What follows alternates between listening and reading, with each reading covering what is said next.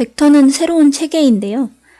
지금까지는 평면 좌표상에서 좌표를 볼 때 평면 좌표만 다뤘지만 지금부터는 공간 좌표라는 걸 다루게 돼요. 그래서 공간을 이렇게 좌표 공간 위에다가 옮겨 놓은 건데, 그래서 이 공간상에 있는 물체라든가 공간상에서 운동하는 물체 같은 거를 볼 때 벡터라는 게 필요하기 때문에, 이걸 표현하기에 이런 체계가 또 필요하기 때문에 벡터를 배우는 거고요. 벡터란 건 뭐냐면 크기와 방향을 모두 가진 물리량을 말해요. 물리에서 나오는 건데, 수학적으로 보면 이거는 화살표거든요. 화살표. 그래서 화살표는 뭘로 이루어져 있죠? 선분이랑 그 다음에 이 화살촉 이걸로 이루어져 있죠. 그래서 이런 걸 하나의 벡터라고 하고요.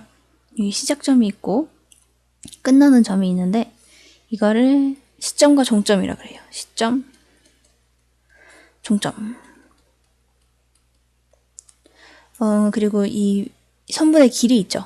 이 길이를 벡터의 크기라 그래요.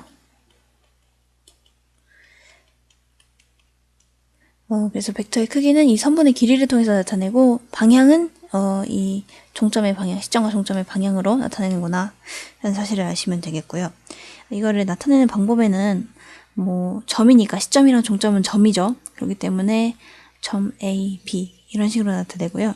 그래서 A에서 B까지의 벡터다, 이거 나타내는 기호는 선분 AB에다가 이렇게 화살 표시만 해주면 됩니다. 이게 바로 벡터 AB고요. 이걸 한 문자로 나타낼 수도 있어요. 이거를 선분의 경우에는 선분 A 이렇게 나타낼 수 있는 것처럼 벡터는 벡터 A 이런 식으로 나타낼 수 있는 거예요. 그리고 여기서 벡터의 크기, 그러니까 선분의 길이를 나타낼 때는 여기다 절대값만 붙여주시면 되거든요. 이 절대값을 붙여주면 이 길이가 된다는 거, 벡터의 크기가 된다는 거. 그리고 단위 벡터랑 영 벡터라는 게 있는데요. 단위 벡터는, 단위라는 말은 우리가 단위원 할 때 쓰는 단위인데, 길이가 1인 벡터예요. 크기가 1인 벡터.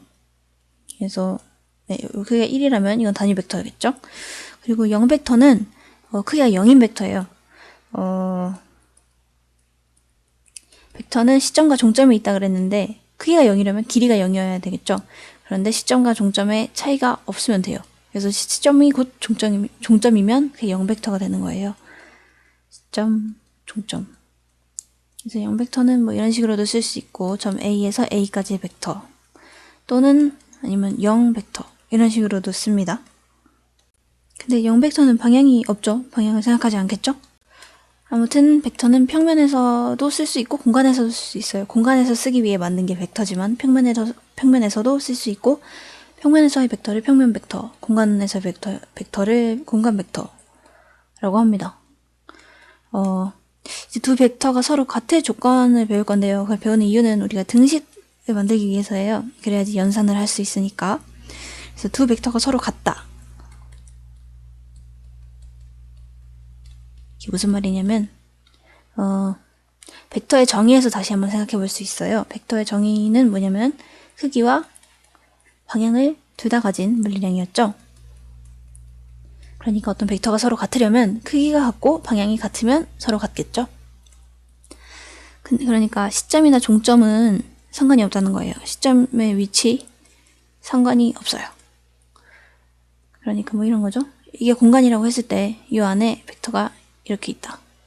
아이고, 벡터가 이렇게 있고, 아니면 또 여기 이렇게 평행이동해서 똑같은 길이라고 합시다. 이거 똑같은 각도로 이렇게 돼 있고, 여기 또 있고, 이런 식으로 무수히 많은 벡터가 있겠죠. 그러니까 이건 하나의 벡터를 평행이동한 거죠. 그러니까 벡터는 평행이동해도 여전히 똑같은 그 벡터다 라는 거.